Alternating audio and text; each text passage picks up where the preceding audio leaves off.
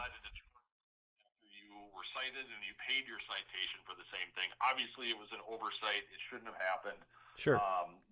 But the fact of the matter is that it sounds like, and at least reporting, at least from what I gather from the reports, is, after the original interaction, which I know there's a ton of things that went on there, and it wasn't obviously the funnest event for anybody involved. But that stuff aside, it looks like maybe our CSOs, a couple different staff members had to go back and check in with you or had an interaction, and then there was a citation given at one point from a different employee than the original one you talked to.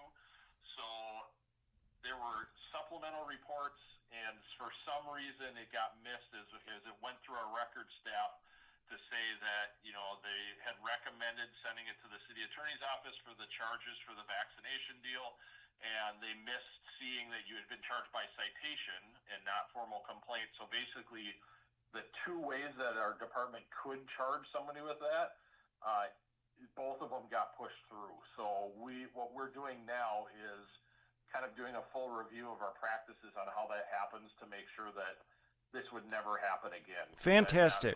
Yeah. With the number of cases that come through, we can't just tell people, hey, make sure you're looking for this, because so many things come through. Yeah. We want to make sure that we have a system in place that we can make sure this stuff doesn't happen again. Totally understood. And I really appreciate that you're looking into it. My whole YouTube and my whole thing about police accountability is just justice. That's it. So I really appreciate that. Yeah. So anything else that we can do for you? I know you'd sent some other emails. There was a lot in there. Yep. Other things you're concerned about? Other things that you want to talk about or address? Not particularly. I appreciate your time and your efforts, and anything else, if anything needs to happen, the city attorney will follow back up with me. Yeah. I did confirm before I called you. I talked to them. Mm-hmm. Zero of anything. There's nothing you have to do. It's all done. You will not get any other communication over this stuff. So you should not be put out or basically, disrupted. Your life shouldn't be disrupted for this anymore. So wonderful. Confirm that with me just a couple minutes ago before I called you back. Awesome. Thank you so much, Chief Fadden. I appreciate your time and your effort. No problem, sir. Take care, okay? You too. Thank you. Be safe. Yep. So that was a follow-up call from Chief Erik Fadden of the Plymouth Police Department. Let me see if everything's working. I'm sorry if a previous video was sounding blown out. I had my gain way too high because I was using it for my guitar, whatever. But so yeah, this is gonna be a thing. Chief Fadden's on. He's a guy. He's a cop. So once they put on the uniform, it's hard to hold them to their conscience. However, I called Chief Fadden last night at 7:30 p.m. and I really got to hand it to him. By 9 o'clock this morning when I called, which is when they open, my case was dropped.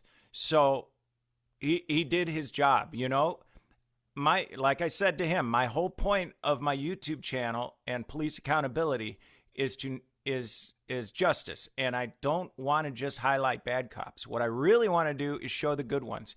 And Erik Fadden and I, we've had our beefs in the past. It's never been more than just a tiff and a disagreement of perspective.